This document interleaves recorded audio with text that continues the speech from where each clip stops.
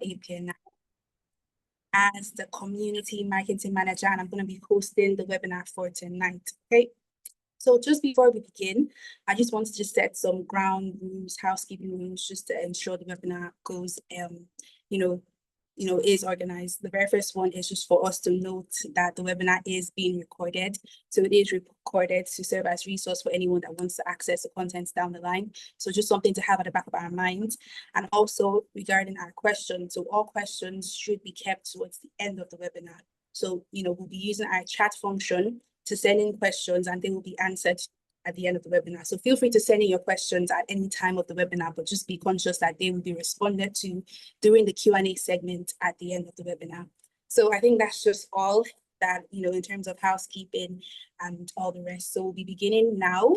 And we have an amazing lineup for you this evening. We'll be beginning with our welcome and our opening statement. I'll just give a brief intro into APNI and what we do here at the organization. And then we'll be passing it on to Toyosi. Toyosi will be giving a very brief testimonial about, engagement with APNI. Then we'll pass it on to Dale, who technically is, the moment we've all been waiting for, and he will be going through immigration essentials and all that it encompasses. And then we'll have the Q&A segment, and I will round it off with just some upcoming events to be, conscious of, and, how to get involved in APNI, and then we will bring the webinar to a close. Okay, so yeah. APNI, what do we do here at APNI? So APNI is an award-winning non-profit organization that, our mission is very, very simple, okay? It is to empower a network of professionals and entrepreneurs with resources to access economic and employment opportunities. So APNI was, established in 2016, and we have about, 3,700 members across, Ireland. And we've been established for 9 years, and we've worked with over 50 corporate partners, just to bring about this mission. And you might want to ask, what is our mission here at APNI? And it's simple. It is to empower professionals, entrepreneurs, and, anybody that's really interested in resources that is needed to access economic and employment opportunities and to be valuable people at their places of work. Okay. We also, it's also like a two-pronged, mission, in the sense that we also work with, partners and, organizations to attract top diverse talent and to deliver social impact. Okay, so now you've heard it from me, but I'm biased. I volunteer here. So let's hear it from somebody else. So we have Toyosi Sani. Toyosi is a validation engineer and CVQ specialist. So Toyosi, I'm just going to pass, on, the baton to you. If you could just share briefly with us about your, time here with APNI or your engagement with APNI with that. Thank you so much, Toyosi. Hi all, good afternoon, good evening. I hope you can all hear me properly. My name is Toyosi Sani. I'm a pharmaceutical science graduate, and I am a validation engineer for pharmaceutical companies contracting in Ireland and out of Ireland. When I came across APNI, the first thing I would like to say is how empowering the career events were on my journey, both as a student and as a working individual. I found that the events were eye-opening. Being in the science field, APNI actually enabled me to have confidence working within the companies that I work for. It's one thing being a graduate, and then it's one thing also learning how to survive or how to even elevate in the working space. For me, that transition, although it was successful, I went from a scientist to an engineer, I found that I needed a community. It tends to be very lonely. They say that when you're going up, it's very important to bring other people along, especially people that have gone through the same journey as you have, or even looks like you, sounds like you. I'm based in Dublin, Ireland.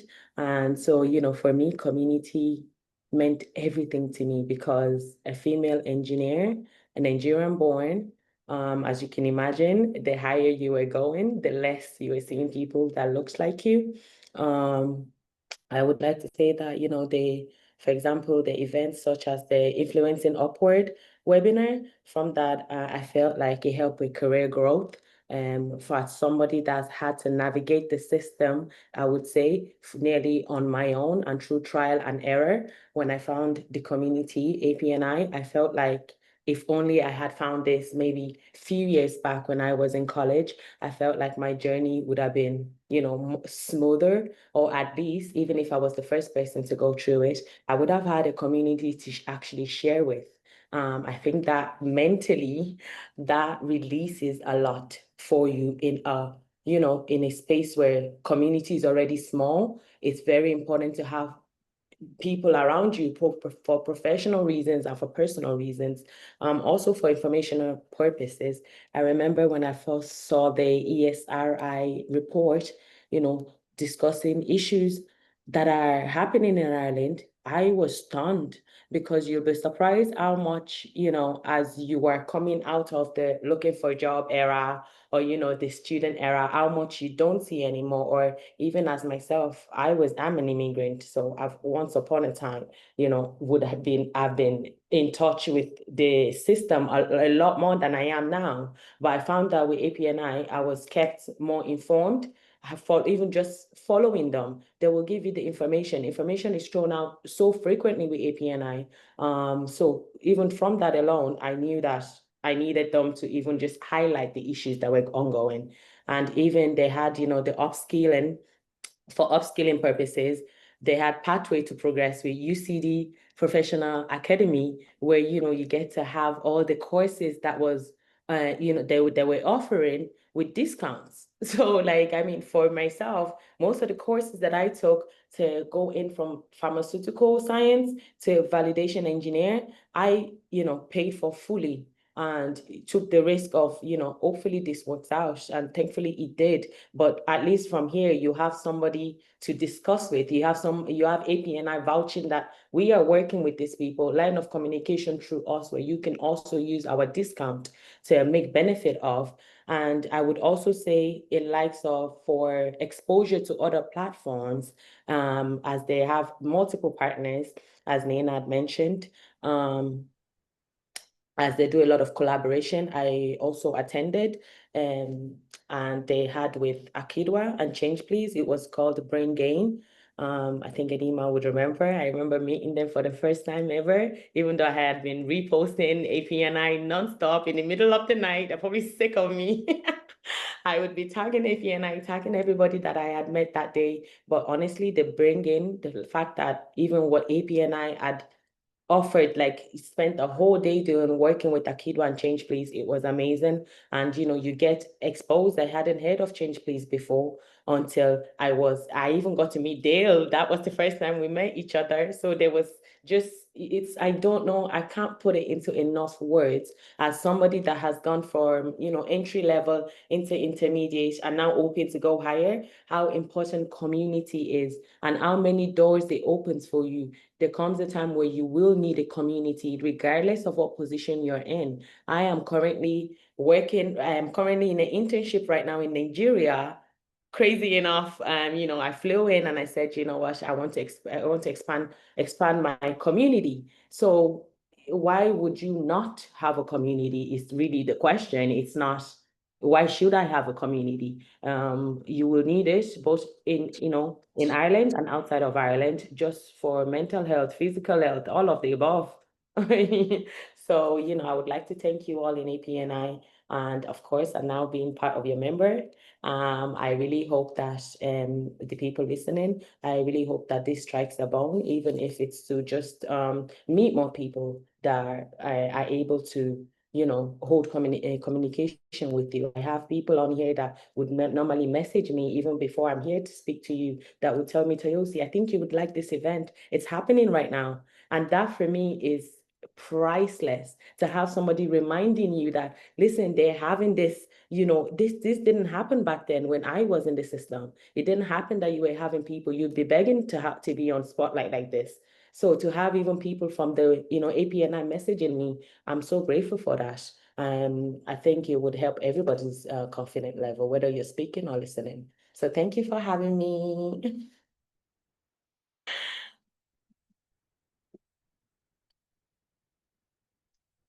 I think I'll pass it on to Nana, or if there's any questions.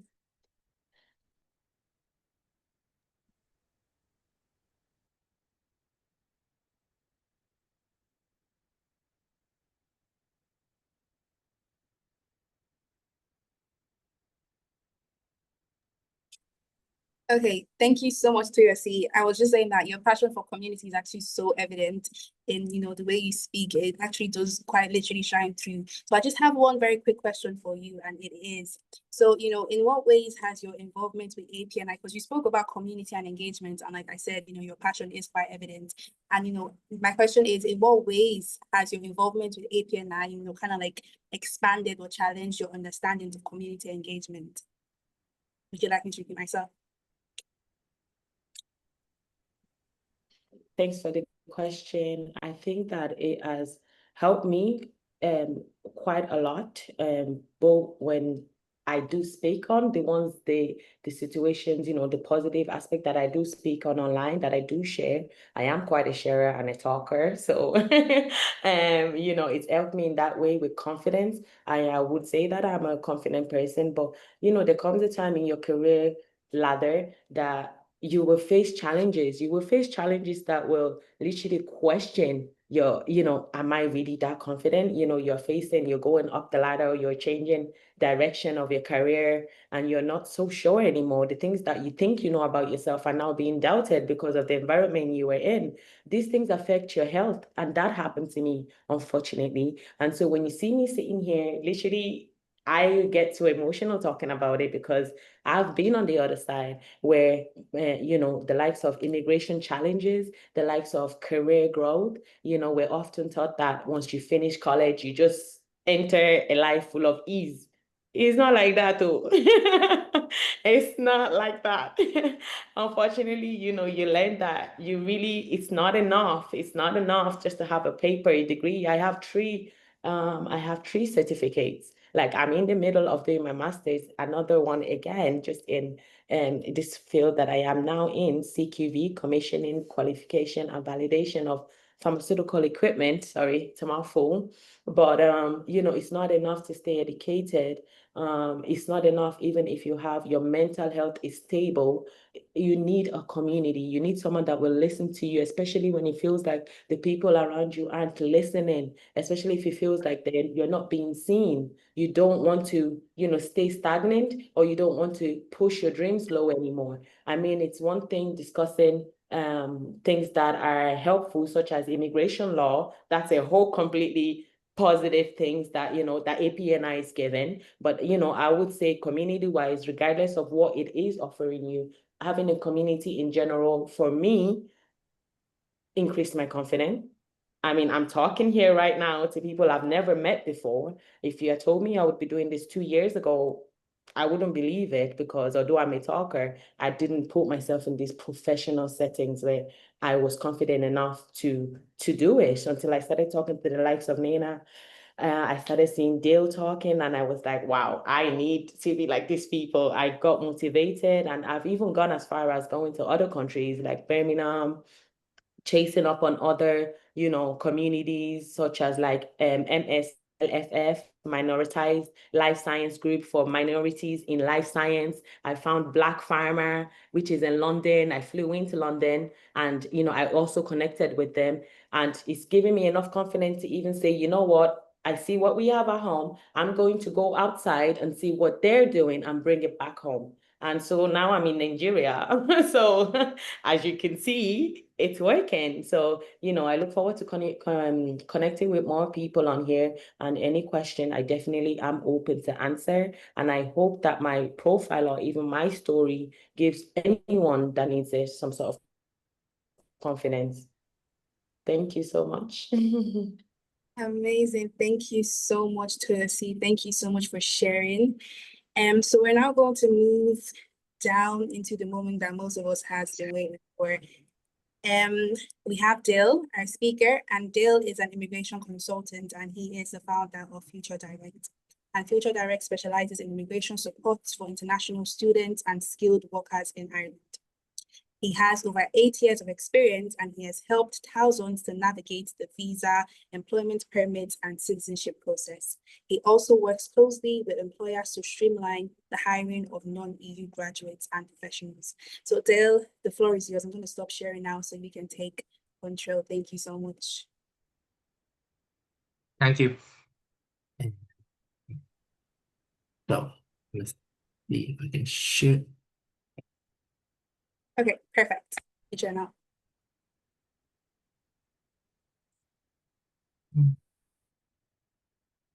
Perfect. So I'm going to share my screen here.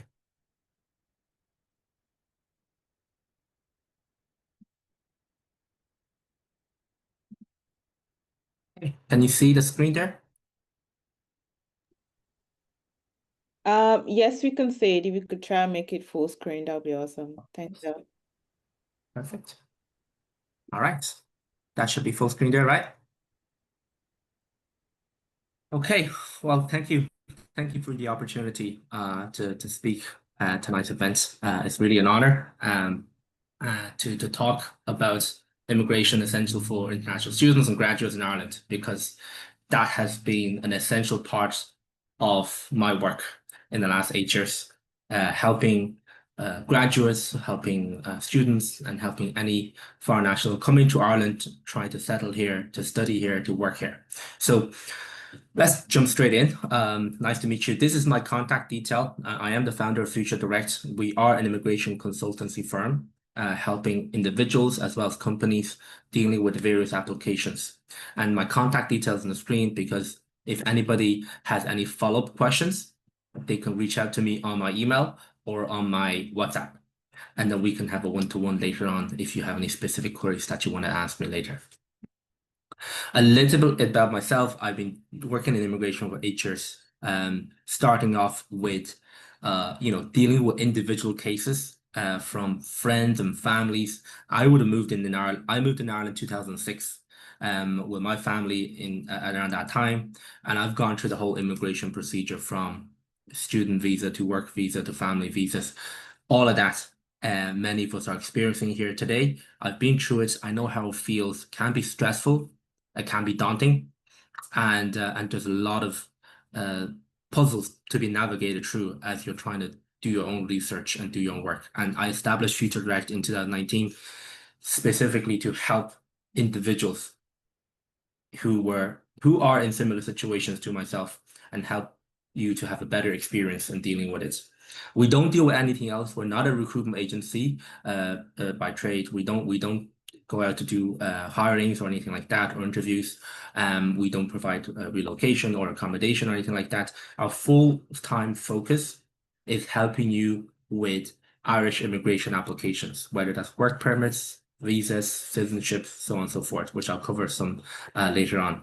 Now, we are also trusted by many, many Irish companies who use our service when they are hiring and hiring non-European staff. Now, this is a roadmap, which is the pivotal point of today's presentation, because I will keep on coming back to this. And it is a roadmap many of us might be familiar with. And I will go through it in stages, talking about the different stages of this immigration roadmap, what's involved in it, what are some of the challenges, and what are the common questions that comes up.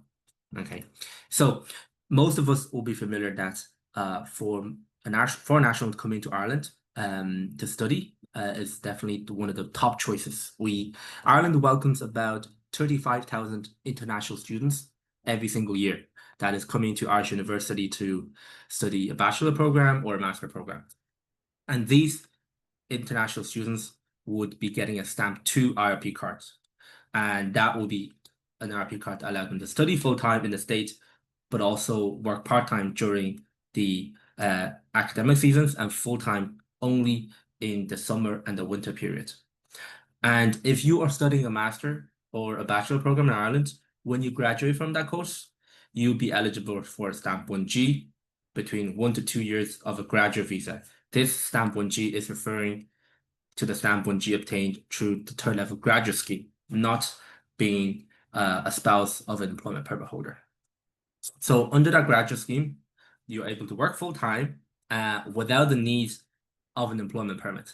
So this is opportunity where most graduates we see is they go out and find different jobs and then pass their probation and then potentially apply for an employment permit with the support of their company. And when they get that employment permit is when they move to the third stage, which is stamp 1. They drop the G, in this case, stand for graduate. They drop the G, get the stamp 1. What that means is they're on a 2-year employment permit. If it's a critical skill employment permit, it has to be 2 years, or a general employment permit. And they will be tied to work for that employer. And for a period of 2 to 5 years working under those employment permits, they will be eligible for stamp 4, which is considered like a permanent resident in the state, and this is ultimately what most people are looking for after following through this journey. And the stamp 4 will allow you to work for any company that you want, whether it's full-time, part-time, or as a contractor.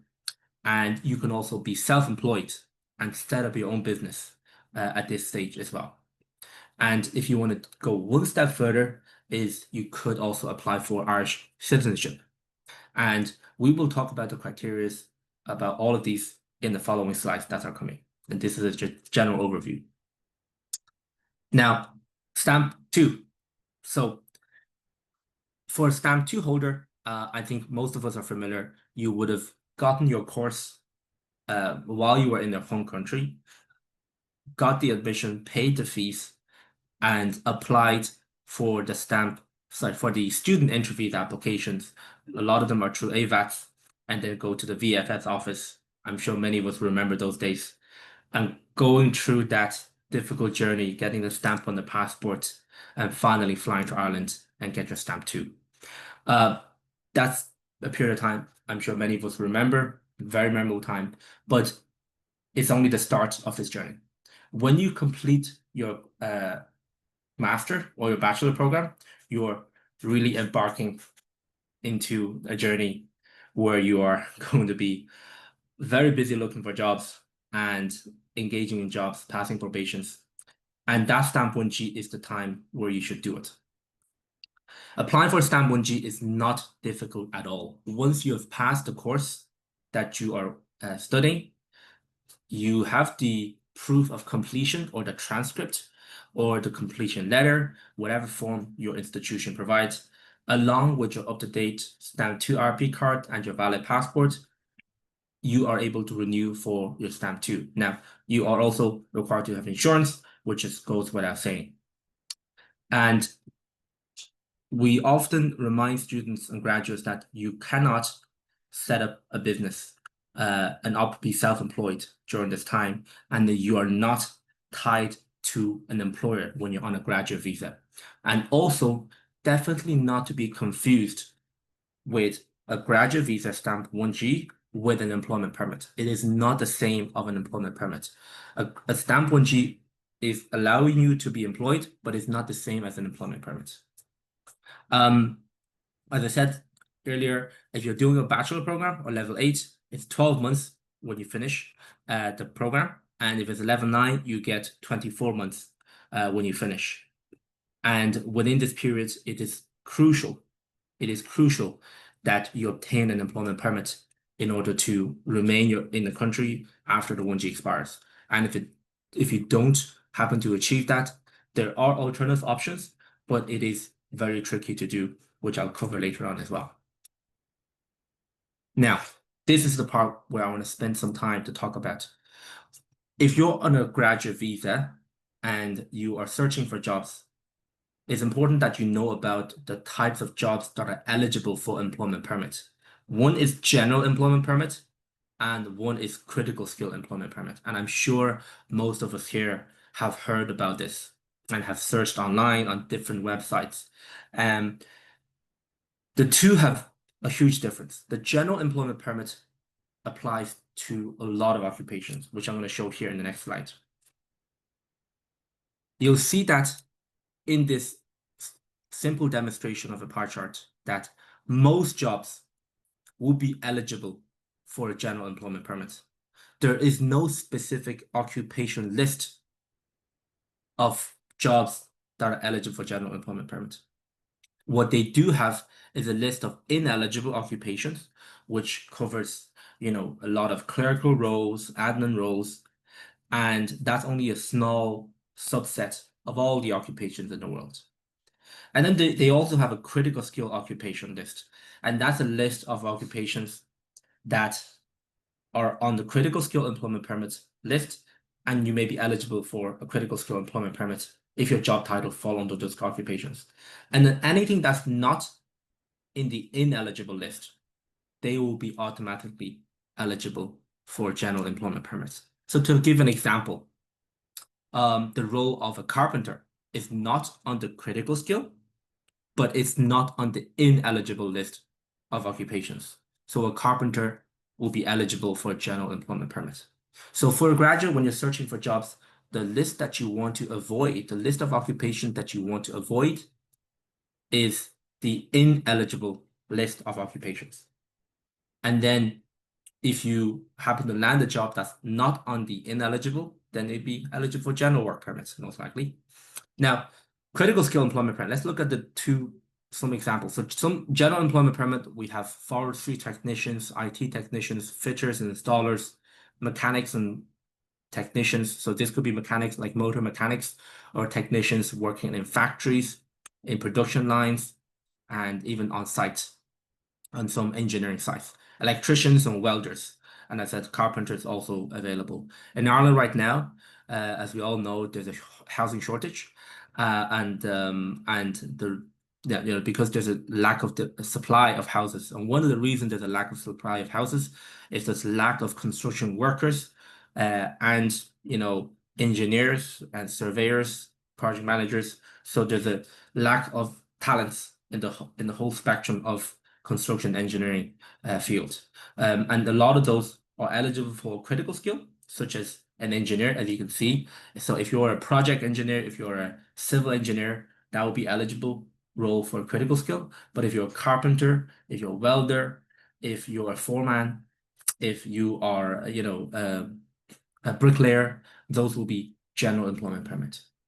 Now, for critical skill employment permit, we have the common list in the IT profession. A lot of the IT specialists, IT engineers, IT business analysts, support engineers, cybersecurity, they will be critical skill employment permits.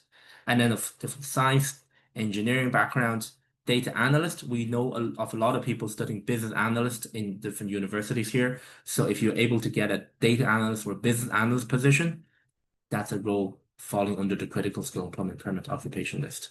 And then lastly, we have also compliance and quality. So we also come across a lot of people working in compliance and quality assurance across from pharmaceutical to manufacturing, and also compliance in finance fields, such as KYC, AML. They will be all falling under compliance, which are eligible for critical skill employment permits.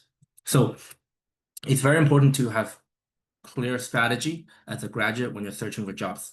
Yes, you would like to apply for critical skill employment positions, but there are a variety of occupations that are eligible for general employment permits that are up for your consideration if you cannot secure the critical skill. Once you're able to get some sort of employment permit before your graduate visa expires, I think that's a positive thing. Now, a little bit more detail about what you need to do once you've identified the positions. Firstly, for a general employment permit, the current salary threshold for annual salary is 34,000 per annum. And that's based on 39-hour week. So it works out to be 16.77 per hour. Now, if somebody is obviously working, let's say 40 hours, then the annual salary would have to increase. So it would be 16.77 multiplied by 40, then multiplied by 52 weeks, which works out to be 34,800 something. So they're calculating these threshold salary all on 39-hour week. Now, you might ask, what happens if this hourly rate, so if the hour is less than 39, it is fine if it's less than 39, provided that the annual salary calculates to be 34,000 per annum or higher. For general employment permits, we're still here. For general employment permit, there is something called the labor market need test. And this is a very tricky one, because what it means is that if you're working, let's say as an IT technician, and you've been working in the position as a graduate for a while, and the company has expressed their interest to support you in a general employment permit. Well, one of the procedure is that they have to go through this advertisement procedure where they have to publish the position of that you're in, such as IT technician, your salary, your location, all those details. Publish that as a job ad on jobsireland.ie and then on another third-party job posting site for 28 days. The reason that they need to do this is the department requires the employer to have made the opportunity available to the Irish markets and the EA markets for competition. And then after 28 days, if there is no selection process where the employer selects an Irish or EA candidate, then you can go off and submit the general employment permit application. You may ask about this process. Well, what happens if other people apply during the 28 days?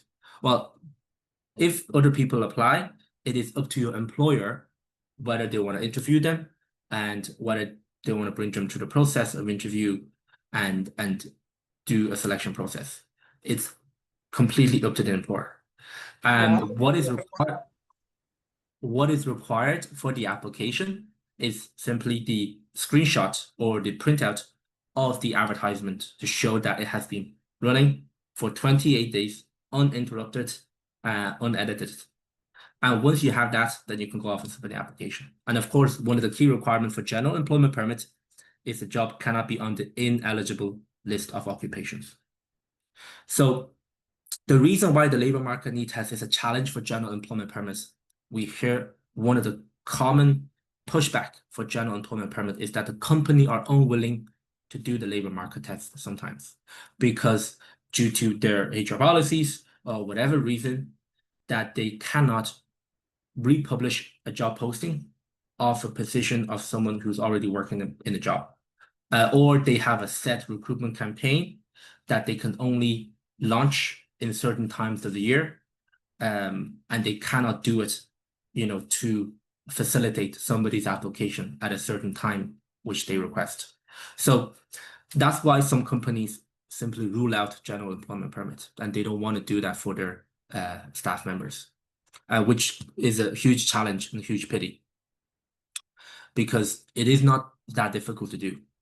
Now, the second one, which we look at in orange, is the critical skill employment permit criteria.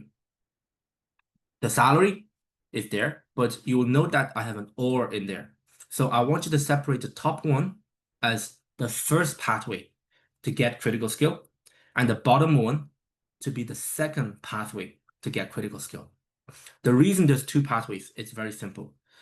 The government realizes that there are certain jobs that are not going to be on the critical skill occupation list, but they are still very crucial to the economy and they need them.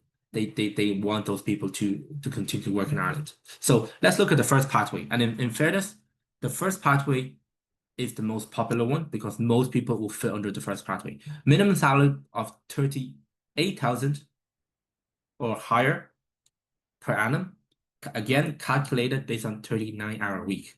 So that's between 38,000 per annum to less than 64,000 per annum. That's the first one. The second one is their job title must be on the critical skill occupation list. The full list can be easily found online if we were to Google for this term. I've mentioned some of them in the previous slides. And you also must have a relevant degree qualification or higher. A relevant degree qualification higher, okay? The key word is relevant. So let's say, if we look back at the previous slide, if I am an IT specialist, all right, and my job is in the critical skill occupation list, and my salary for the offer that I got is 38,000 per annum, let's say exactly, and it's based on 29-hour week, that's perfect. But if my qualification, let's say if I have a bachelor degree and it's bachelor degree in commerce, that is the level 8 bachelor degrees, but it is not relevant. Do you understand? We often, again, that's a very common pitfall for critical skill applications is we have a lot of very highly talented graduates who sometimes doesn't pursue the career path in which their master or bachelor qualification based on, but that's fine for the career and getting the job, but they may encounter difficulty in this step of the critical skill permit application. And they would need to be relevant. So again, let's say if my IT specialist salary at this rate, job title is fine, and if my qualification is in computer science, then that's perfect. It is relevant and it's a degree. In that case, I will fit under this category for critical skill employment permit. To give another example, engineers, one of the critical skill occupation list. We work with a lot of civil engineers, and civil engineers will be working in engineering companies, a main contractor, subcontractor in Ireland. They will be getting very high salary. The job title is fine, and some of them could be getting graduated from a bachelor degree in architecture, which is relevant degree. It's not engineering, but it's architecture is also fine. Or they could be graduating from engineering, any of the civil engineering, environmental engineering fields that are relevant, or quantity surveying even will be relevant enough degree qualifications. Okay, the relevance is there is no set measurement of what is relevant and what is not relevant. You've got to make sure you can look at the modules, you look at the course descriptions to make an argument if you think it's on the borderline. So that's the first pathway and the most common pathway to get a critical skill employment permit. And the second pathway is if your salary is at 64,000 per annum, then and you have the relevant experience that you got the job offer, then they will disregard the job title, they will disregard the qualification. So for example, we have seen cases where we have very, very experienced carpenters or construction workers who are very senior in a position where they're a team lead, and they would have come from a background where they never needed a formal qualification. And their job title, as I mentioned, of a carpenter is not on the critical skill. But because their salary is at this level and they're so highly experienced, and they will be eligible for a critical skill employment permit. Okay. Now, the reason I'm explaining this is for graduates to have a deeper understanding of the jobs and the requirements when they're searching online for their permanent position. The advantage and disadvantage of the employment permits is very clear, and it's down here. When you're holding a general employment permit, you can only sponsor for your immediate family, so that's your wife and children, or your husband and your children, to join you after 12 months. And you need to be on a general employment permit for 5 years or 60 months to be eligible for stamp 4. Now, you could apply 3 months before the 5 years finishes, so on the 57th month, you can apply, but you need to have overall close to 5 years to get a stamp 4. Now, whereas a critical skill employment permit, you can apply for your spouse or children to join you immediately to Ireland, and you will be eligible for a stamp 4 in 2 years. So you could apply on the 21st month, and then most likely get it on the 22nd or 23rd month. And when you get the stamp 4, we all know you no longer need an employment permit. You're free to work for any employer that you want. Now, some people may ask, are we able to be counting the years or the months that we spent on 2 separate employment permits with separate employers? The answer is yes. I had that question this afternoon, when somebody was thinking about moving to a different job.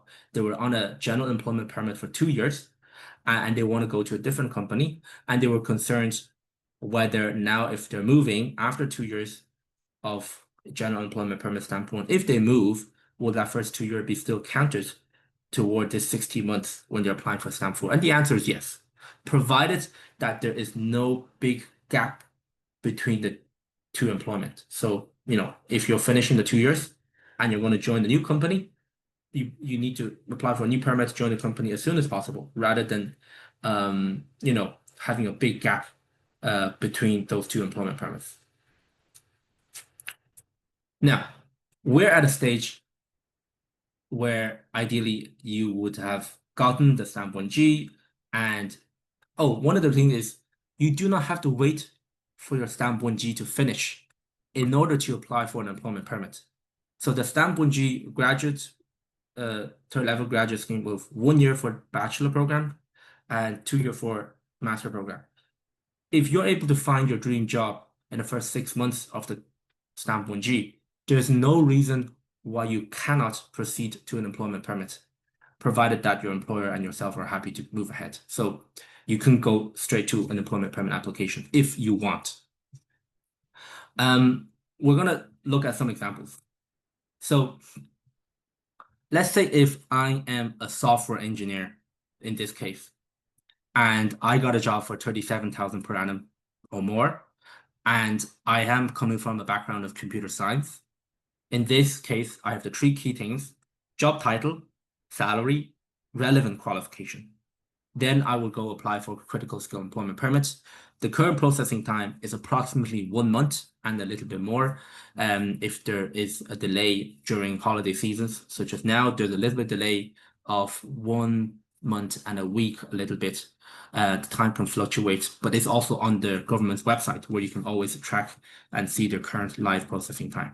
Now, if I'm a software engineer on a graduate visa, once I get that critical skill employment permit, I will then go straight to renew for my IRP card for stamp 1 based on the critical skill employment permit that I have already. I don't have to wait for the 1G IRP card to finish. But in this case, if I'm a software engineer currently based abroad in my home country, and let's say if my home country is in South Africa right now, and I'm a South African national, then after getting the critical skill employment permit, I would have to apply for the work entry visa to enter Ireland. It would be very similar to the student entry visa many of us applied here, but this time it's selecting work entry visa based on the critical skill employment permit that's already been obtained. Now, in both cases, whether you're in Ireland or you're in your home country, you can sponsor for your family member immediately. So for example, if you're in Ireland and you got the critical skill and you got your IRP card stamp 1, then you can start processing the family reunification visa for your spouse or for your children. Or in the case where I'm a South African national, still in South Africa, well, if I've gotten a critical skill employment permit, and when I'm applying for the work entry visa, then I can also at the same time apply for my spouse and my children's family visa together so that we can fly together. And that's the power of the critical skill employment permit. Now, let's look at a different example. If I'm a mechanical technician and my salary is at 34,000 per annum or higher, and I might have a diploma from my home country, and I came to Ireland to study for a language course. And during my part-time study in the language course, I came across this opportunity working as a mechanical technician in a factory in a production line. And during that part-time work, the employer liked me, I liked the job. Then in this case, I don't have to wait for my language school to finish or student visa to finish in order to apply for the general employment permit. If myself and the employer is happy and the job is eligible, in this case, the salary is okay, the job is eligible because it's not on the ineligible list of occupations, and I have a relevant diploma or even relevant experience. If I had no diploma and I have relevant experience, that's also fine. Because for general employment permits, either experience or qualification is fine. Whereas critical skill, if you recall here, you must have relevant degree or higher qualifications.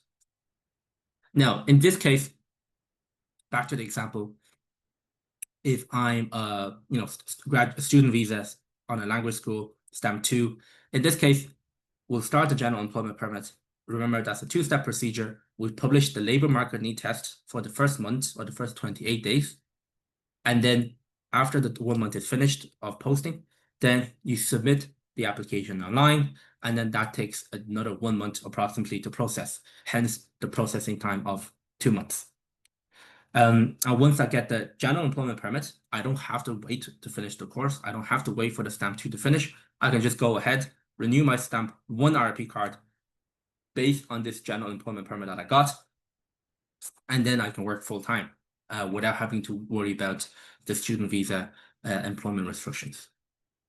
Now, the third example I'm going to give is a small exception to the general employment permit rule. and it's for a healthcare assistant worker or support worker or a carer.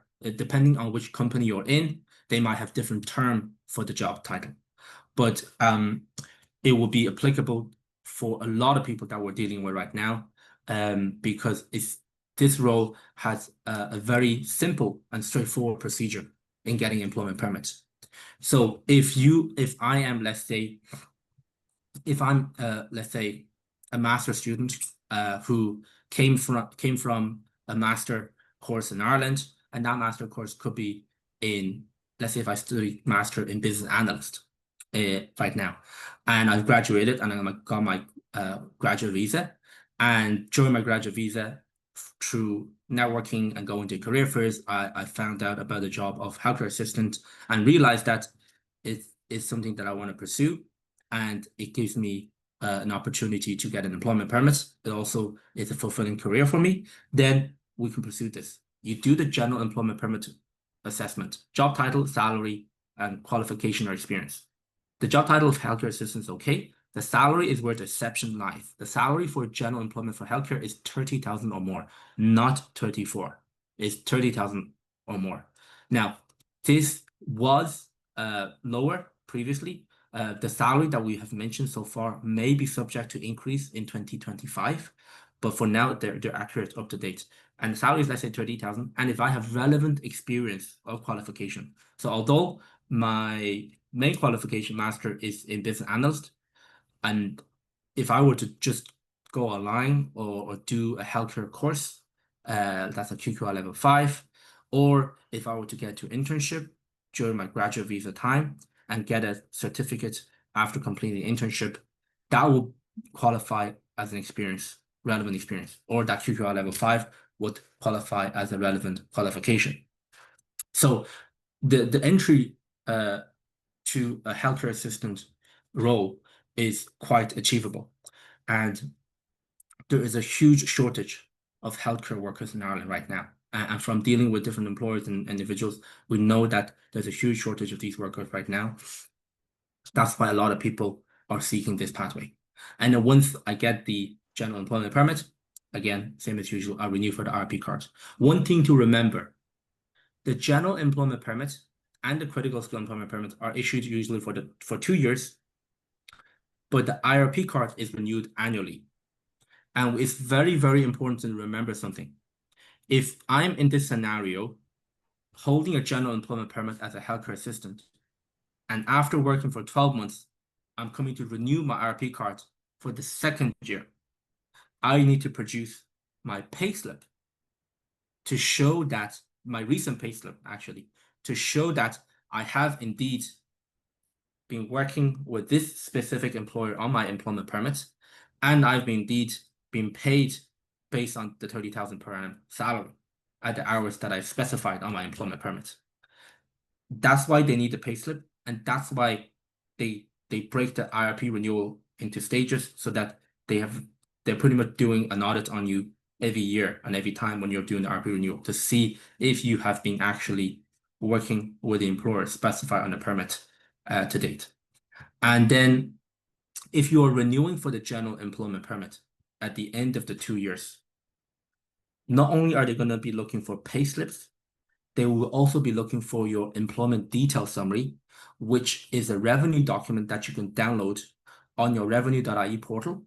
And the employment detail summary of every year would demonstrate all of the employment that you have had in that entire year. The company you were working for, the company's tax number, how much you've earned in gross salary, how much you paid in tax, how many insurable weeks you've worked. So we have 55 insurable weeks a year.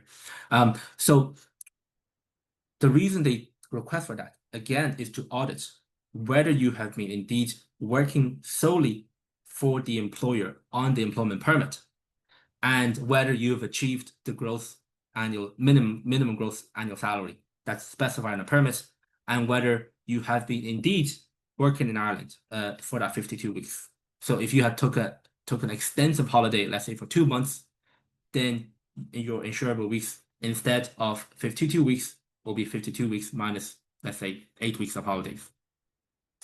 So it's critically important that when somebody gets an employment permit, they comply with the terms and conditions that's listed on the employment permit, which is to work with the employer only, solely working with that employer in that employment, in that role, in that location, with that salary, and with the minimum hour. And of course, you can do overtime, that's fine. But let's say on your permit application, if your minimum hour is 39 per week, then it should be 39 per week. 40 is fine, but it shouldn't be 38.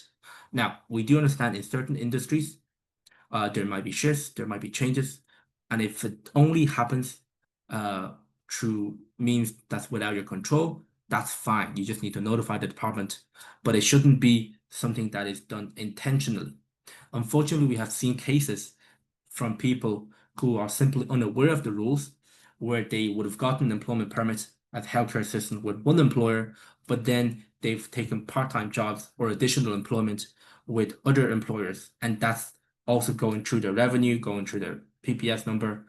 And when they come to the end of their employment permit and they want to renew and they print out that revenue document, it's going to be very clear to the employment permit officer that you did not comply, because all of your employments and incomes and will be on the statement. So it's important to note that in advance. Now, of course, there's solutions and ways to go about solving those difficulties, but it's just going to be very, very stressful, and a lot of time have to be spent resolving that issue. So some common questions about Stamp 1. I'm sure many of us will be noting that question, so feel free to type down the question in the chat. But some questions, basic ones that we often get: family visas. So that's only applicable for immediate family, that is your spouse and your children. If you with your partner, let's say if your spouse or your if you're not married and you have a long-term partner, then you got to demonstrate cohabitation evidence for 2 years, or that's 2 years of living together. And then your children obviously is the birth certificate. And then you apply for the family visa. One thing that we have noticed is that if you're an employment permit holder in Ireland and you're sponsoring for your family member to join you from overseas, the processing time for this type of application is taking extremely long, unfortunately. It's taking extremely long, often up to 12 months.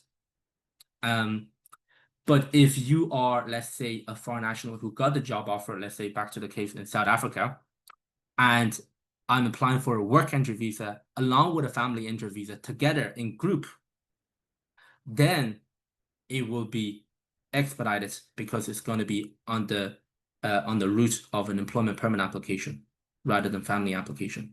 Because unfortunately, the immigration office do prioritize employment visas more over family visas.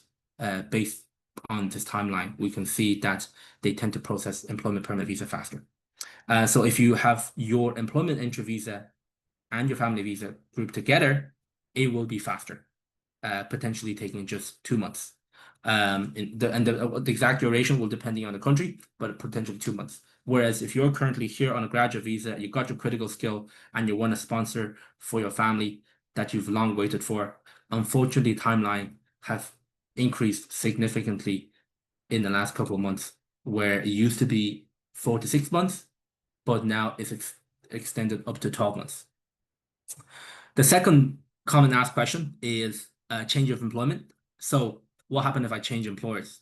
Well, when you do change employers, it is not a case where you can simply put in your notice on Friday and go to the new employer on Monday. You cannot do that.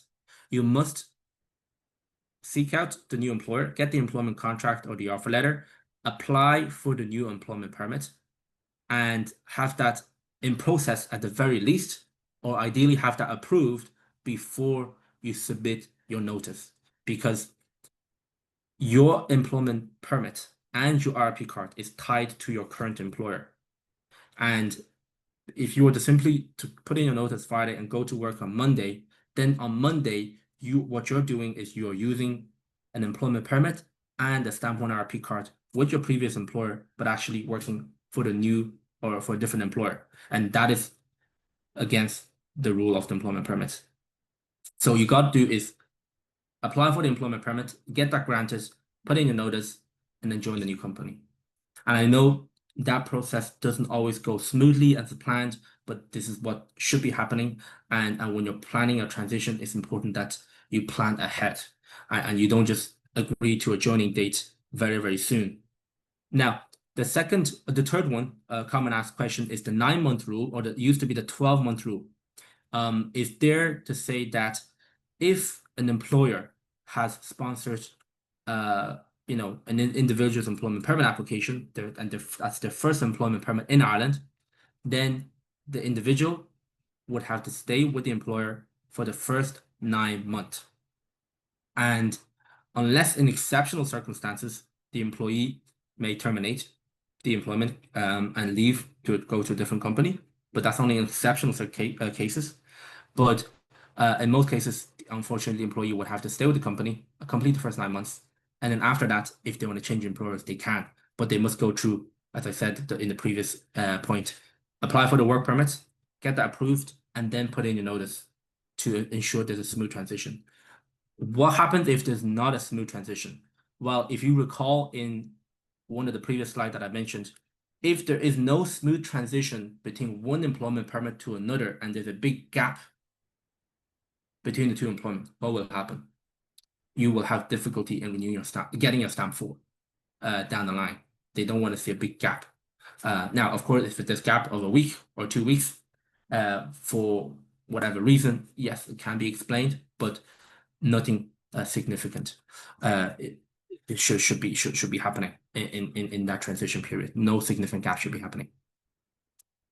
Now, many people, many graduates come to us with a question.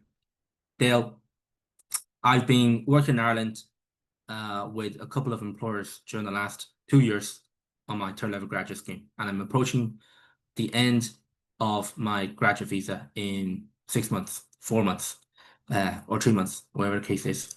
But my current employer is not going to sponsor the employment permit. I've been waiting for an answer. I've been negotiating with them for a long time, but they're not willing for whatever reason. It could be budget reasons. It could be that they just simply don't have the expertise, don't want to deal with it. Or it could be the fact that your job is not eligible for employment permit, or your salary may not be eligible, whatever the case might be. My company is not willing. What can I do? What options do I have? Well, the option is to apply for a bridging visa or an extension visa, or what many people call it. What it ultimately is you go to the immigration office virtually with an application and explain your scenario with them, that you've been doing your master or bachelor here, have been working in Ireland under your graduate visa, you've tried your best to work, find employment, and you haven't done anything wrong in the country, and you like to have additional time here to apply for other jobs, get employment permits. Now, we also have cases where people have submitted general employment permit application, but they've been refused for whatever reason or mistake, and then it's been refused at a time where they're at the end of their graduate visa and they have no time left, and they also need this extension. So that could be another valid reason why you will need an extension. Now, in these cases, what do we do and how do we go about preparing the application? Well, you can think of this as a stamp 1G extension. It's a term, but it's not the real the actual name of it, but many people refer it as a stamp 1G extension. It's a temporary extension granted to those who are 1G, who are expiring, and trying to help them to secure an employment permit. And currently, it's done online. Previously, it was all by post, and it was taking 6 months. And we always advise people to apply 6 months advance. But now, because they moved everything online, you could apply 2 months in advance of expiry date at the very least. But if you come in 3 months in advance, do the preparation, that's also fine. But the processing time is taking 1 month. If you apply too early, let's say if you have 6 months left on your 1G and you start to apply for this, then the immigration office will say, look, we're not going to approve it because you've still got time to find an employment permit or find an employer who's willing to sponsor you. So you cannot apply too early. We have recently come across a lot of cases where people DIY the application without much advice, and that they've applied 4 months in advance, 3 months in advance, simply to be safe, simply on the safe side. But unfortunately, they get refused. So you need to time the application well, along with the reason that you're giving. Now, so if your reason that you're going to give in the application is that, oh, I'm near the expiry date and I've tried everything and there's no time left, but then your application was submitted 6 months in advance, then it's not really adding up.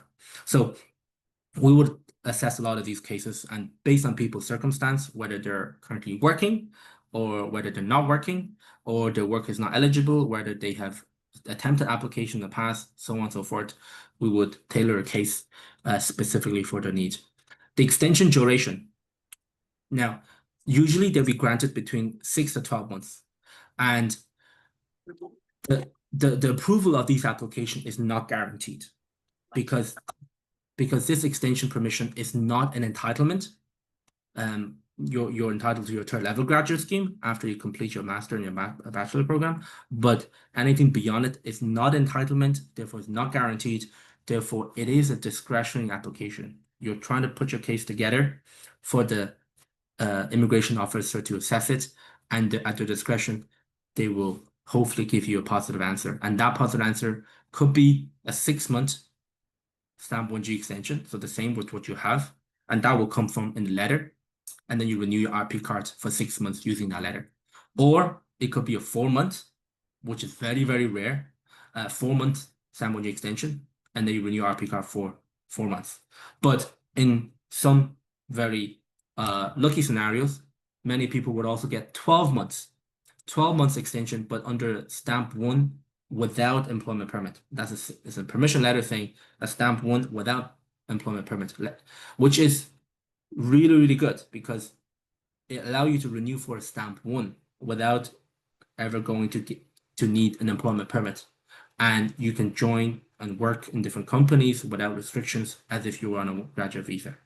And that stamp 1 without employment permit for 12 months will be renewable annually, provided you fulfill the terms and conditions. And it is also considered reckonable residence for citizenship. Remember, not for stamp 4, but for citizenship. So somebody could be on a 2-year, let's say 1G, and they apply for the so-called stamp 1G extension. If they're lucky to get 12 months stamp 1 without employment permit permission, and then renew that 3 times, then 3 plus 2, that's 5 years, they could be eligible for a citizenship. But again, it's a discretionary application. You got to have a really strong case to be able to get approval. And then after getting approval, the immigration officer will determine the duration and the type of permission you'll get. Now, we're near the end. I want to just throw something in there that might be interesting for many people because it's a common question I get asked a lot by graduates. Any tips on getting an employment permit sponsorship? Well, that are 4 things that I would often say to people. Number 1, read the job description carefully. Make sure that the job that you're applying for, first of all, is eligible for general or critical skill employment permit. That's the first thing. If you're going to use your precious graduate visa time to go to a job, pass probation, you want to make sure that job is something that's eligible, critical, or general employment permit in the first place. And in certain jobs, they might specify that they're looking for someone with a stamp 1 or a stamp 4, or they might specify specifically that they're not willing to sponsor for employment permit. So just watch to see if they specify those things. And if they do, look, you might want to avoid those. Second thing is research the company and the employer on LinkedIn. Check when you search for a company on LinkedIn, you can see what kind of employers they have, and does the company have a diverse workforce, and they have employee from different background, different nationalities. And if they do, the chances are the company might have sponsored for an employment permit of those staff before. So therefore, if you were to go into that company and bring the topic about employment permit sponsorship, it's going to be something very familiar to them, or it's something that they've done in the past for the employers that you would have seen on their LinkedIn page. So research the company. Okay. Number 3, understand your options. Understand the critical skill and eligible occupation list, so that when you're going into a conversation with a recruiter or with your company, that you know what you're talking about. The last thing you want to do is bring your request forward to your HR, but doesn't really understand what your request is. And you're just coming in to the meeting confused, and they're going to be more confused. And that might deter away any interest in sponsoring your visa. Many employers have a good heart, and they're willing to sponsor employers that are asset to the company. But the barrier is in their knowledge and their awareness. So if you can make that process easier for them and explain things with clarity, or of course, with our support, we can help you to explain things with clarity with them, then hopefully that can lead to a positive decision. Because at the end of the day, it doesn't require a huge amount of work on their side. Lastly, make your employer aware in advance. So inform your company or employer if you may need a visa sponsorship in the future. So if you're joining in and working with them, just give them a heads up that this is something you'll need as your graduate visa is approaching its expiry in 6 or 8 months' time. Give them a heads up and have that discussion with them, and discuss promotion plans that might help you to be eligible for employment permits. So for example, if you're going into a position where you're an IT technician starting off and your goal is to get a critical skill permit, then have that early conversation with your employer about your plan and see if you can agree on a trajectory where you can work towards, let's say, an IT engineer promotion sometimes before your 1G expires, so that you could be eligible for the critical skill rather than applying for the IT technician role where you are right now. Having that advanced notice and advanced discussion with your company or your HR is helpful. So reviving and going back to the roadmap. If we're lucky and we've gotten, let's say, 2 years of critical skill or 5 years of general employment permit, then we're finally approaching stamp 4. Now, we're at the last slide, so don't worry. Stamp 4, we just want to recap: 5 years on general employment permit, 2 years on critical skill.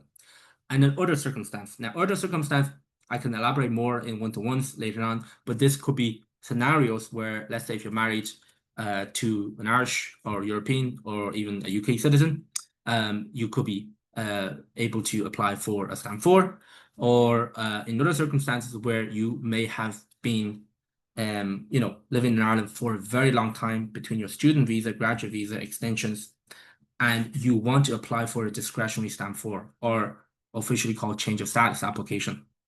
You simply just apply for a change of status. Now, not that you tick all the boxes for a stamp 4 according to the above 2 criteria, but because you've stayed in Ireland for so long under various different stamps, that it doesn't necessarily tick all these boxes, but you've lived here long enough, you made Ireland your home, and you've integrated into society, and you've been able to financially support yourself in employment, then it is possible to make a change of status application on discretionary ground to the immigration office. And we will generally do an assessment with an individual first to see if there's a good chance. And if there's a good chance, we advise you go forward. And if not, we'll just tell you, I don't think it's a good thing just yet. Maybe wait for a couple more years or a couple more months. So that's stamp 4. Citizenship, you'd be surprised to hear that citizenship is actually becoming more easier to apply and be eligible for than stamp 4. Because for citizenship application, they consider reckonable residence 5 years out of the last 9 years. The period that are not reckonable is stamp 2, or time that you spend in Ireland while you were undocumented or without immigration status. So for example, if there was a gap between you getting the employment permit and there's a period of time, let's say 3 months, where you were without IRP card, there's a gap on your IRP card. That period of time may not be counted towards your citizenship when you're calculating the exact 5 years or 60 months. Now, and with this, the citizenship reckonable residency considers your graduate visa, which is 2 years, and it also considers your stamp 1G extensions or stamp 1 extensions. So therefore, as I've given an example previously, if you do 2 years on your third level graduate scheme visa and you have 3 years of extension of some sorts, that will be eligible for citizenship, but not for stamp 4. Now, also make sure that you're not outside Ireland for more than 70 days per year, especially the year immediately prior to you submitting the application. Now, they do give exceptions in some circumstances where you could be outside for up to 90 days. Let's say if you have to be outside the country for family reasons, medical reasons, and so on and so forth. So that's it. We've covered quite a lot about graduate visa, about graduate visa extensions, employment permits, different types of employment permits and what they mean and what you need to get them. Family visa, stamp 4, and citizenship. And again, here's again my contact detail. If there's anything I can help with or I can answer on a one-to-one, I'll be happy to do so. But I'm also open to question here as well.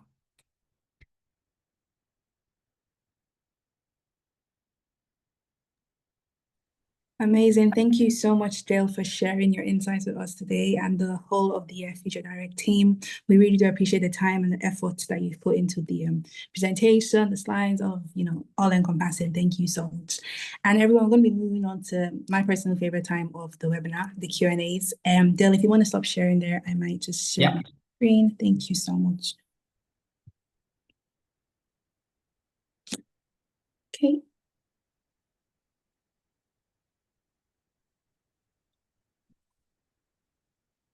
All right. Can everyone see my screen? Yeah. Perfect. Okay, so it's Q&A time, and I'll just be handing over to Yolanda. She's going to be facilitating the Q&A session. So if anyone, I'm seeing a lot of questions going on in the chat, so I'm really excited for this particular one. So Yolanda, the floor is yours if you want to take over. Thank you so much. Hi, thanks, Nana. Firstly, I want to say thank you, Dale.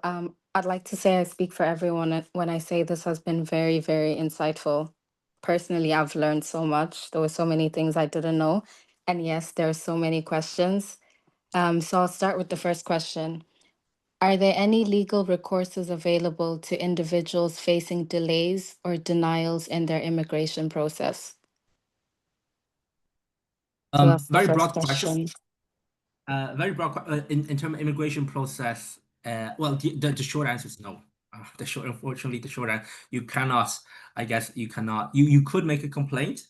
Oftentimes, when we let's say deal with employment permits, that will be the Department of Enterprise, Trade, and Employment. If there is severe delays, we could make a complaint to the minister. That will be the minister at enterprise.gov.ie, and they may raise a ticket to investigate the reasons. But that will be very rare cases. And of course, with the immigration side of things, so that would be the RP cards, the entry visas, the change of status application, the extension application. Those applications are dealt with the Department of Justice, Immigration Service Delivery Team, the big office in Dublin 2 at the Key. Unfortunately, they have closed off their email communication. Many people are aware a couple of months ago, and they've turned into an online portal where you can raise tickets. And unfortunately, where there's delay, you have to follow up. Where there is timelines, you just need to familiar yourself with the timeline. And if you really, really need to make a complaint, then you'll be able to make a complaint to minister@justice.ie. And they may potentially raise a ticket or refer you to the relevant section or the department. Okay, thank you, Dale. The next question is, if someone started with the general employment permit and completed 1 year, then they got a critical skills job and switched to a critical skills permit, will they count the first year on the GE permit as part of the 24 months, or do they ignore it and start the clock again? Yeah, I'm afraid not. They would consider the critical skill permit duration. So you'll have to finish the 24 months on a critical skill employment permit. Okay, perfect. Thank you. And then the next question is, if you get stamp 4, can you bring your parents or sibling, or is it strictly if you're married with kids? So yeah, I think that's the question. Can you bring either your parents or your sibling, or it's only if you're married? That's a great question. Very good, very good question.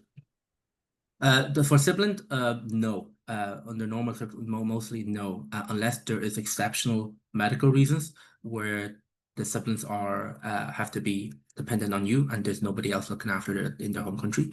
Yet that may be possible in exceptional circumstances.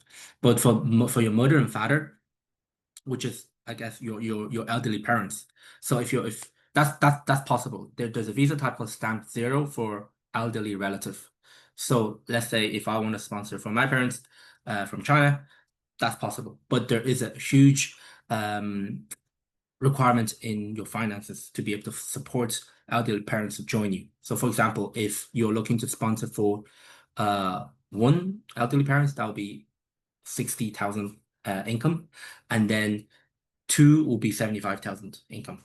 And that's a huge amount of money. And what we tend to see is that it's usually couples who would pool their incomes together to demonstrate that, or a number of siblings pool their incomes together and jointly sponsor for their elderly parents.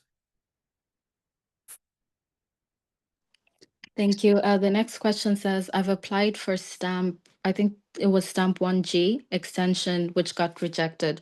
So what are the options that I have? Can I apply for Section 3 before deportation order? You could apply, yes, definitely. You could give it a try before they instruct you to leave the country.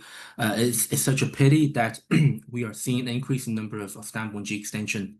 I'm using a stamp 1G extension term very loosely here because it's not what's called when you put in the application, but that's what many people refer to as. So I'll continue to use it. It's a pity that we see this. From my experience and our team's experience, from doing these type of applications for the last 6 years, they have becoming much more strict in 2025 with the assessment of the stamp 1G extension applications and how long they approve when they do actually approve it. Whereas traditionally, it will be relatively easy to obtain, and many people will get 12 months. But now, since the beginning of 2025, since they moved to online, perhaps it's a change in immigration policy or change in immigration teams. Whatever the reason is, I don't know. They have made it more strict, and if they're refused, they will not take an appeal, and it's unlikely that a second application of the same nature would help in any way. So you can certainly make another application attempt under Section 3 or a change of status application as your final resort of options. Yes. The next question is, if someone got employment permit for 1 year and before the end of those 12 months, let's say after 6 months, they got an offer from another job with the salary within the threshold of the critical skills, I guess they're asking for advice. What are they meant to do? So I'm trying to understand if someone got employment permit for 1 year, Yeah. and before the end of those 2 months, okay, let's say he got it off. Okay, gotcha. Mm-hmm. Gotcha. Okay. Again, very good question. Very good question. Very tricky ones too. So I imagine in this case, it will be a general employment permit because the critical skill employment permit has to be 2 years.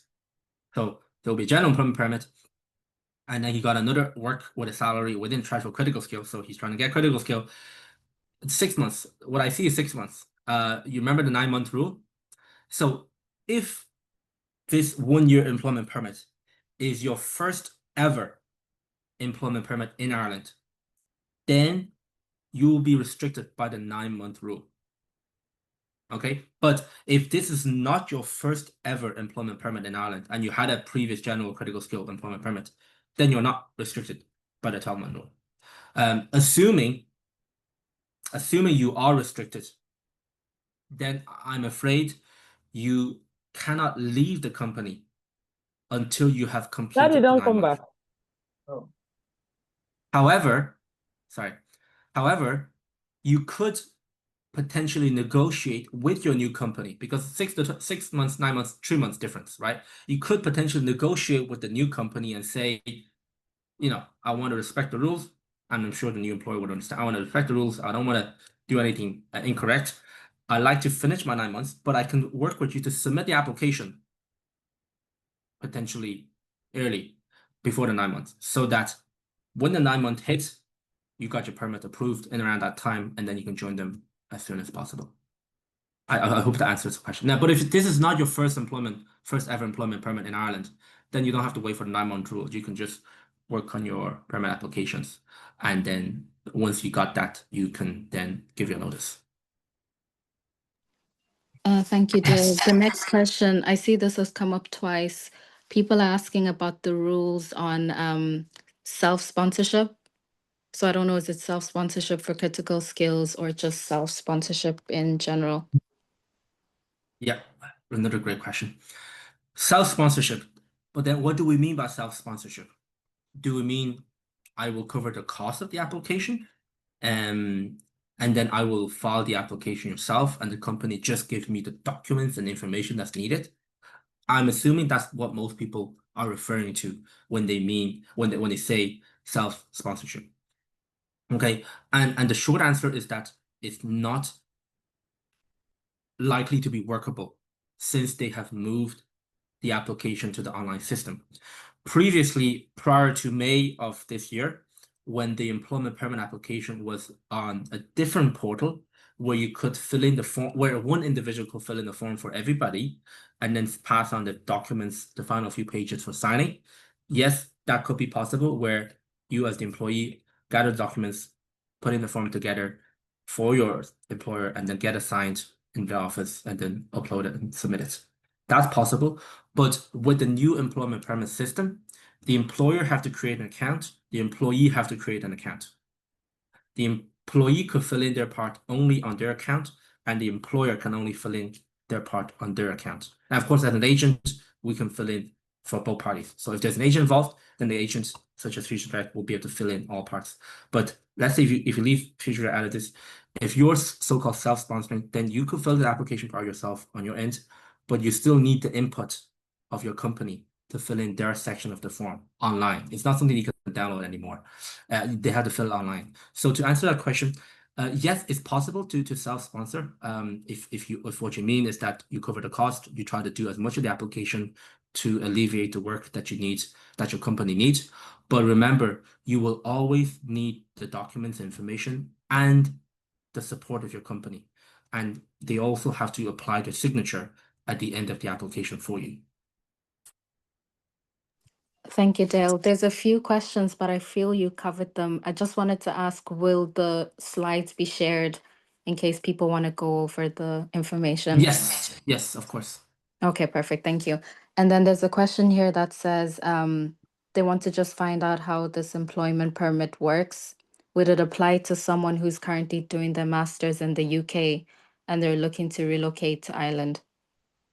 Yes, of course. Of course, it would work. We work with a lot of employers who would do global hire campaigns, and they would, sometimes they send their HR teams to different countries to do roadshows and then hire specific talents. Sometimes it's a virtual online campaign. But if you see, let's say, a hiring campaign with an Irish company and you're currently in UK completing your master's, you can make an application there.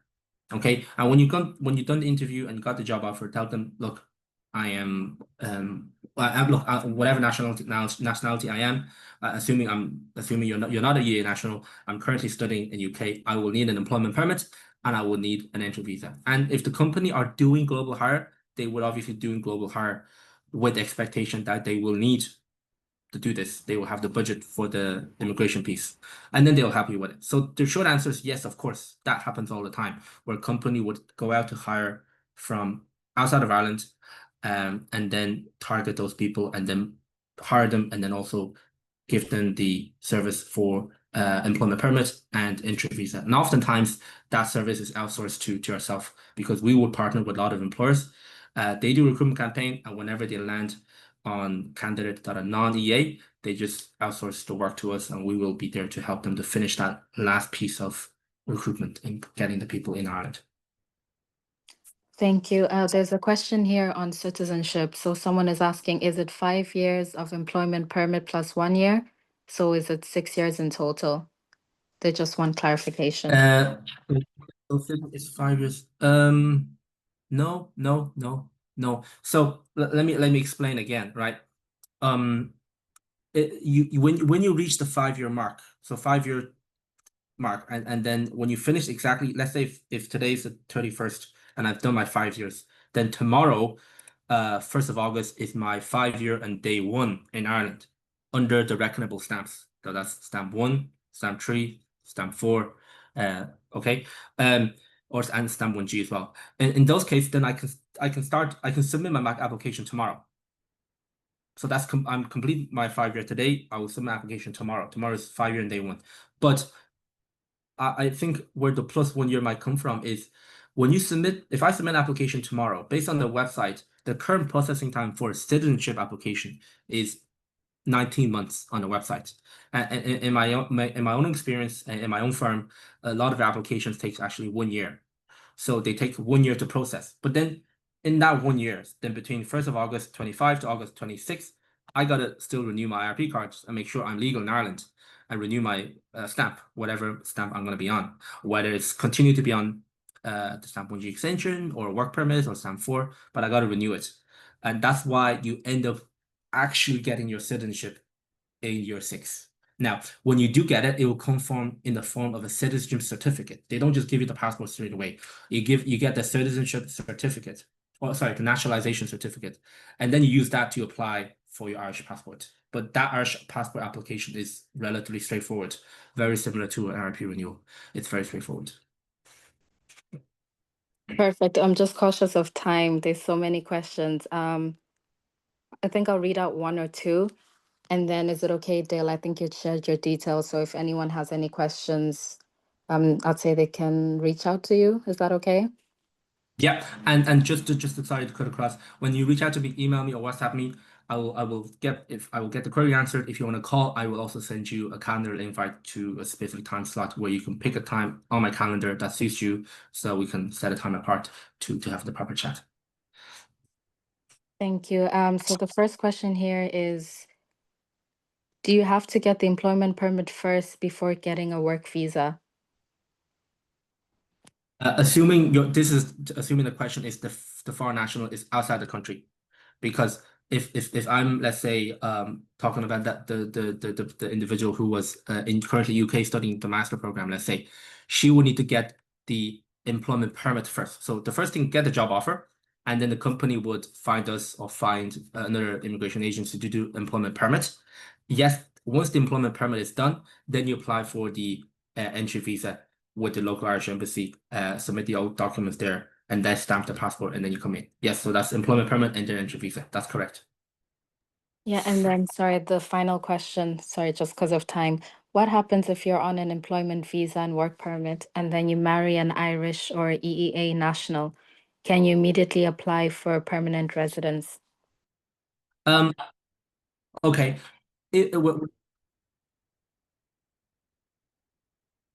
Yes, the short answer is yes, you can, provided that you at that time of application, your current IRP card is still valid. Yes, you can. Perfect, thank you. I'll hand it over now to Nena.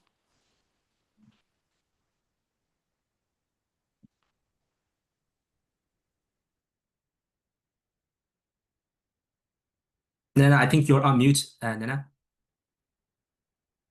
Yeah.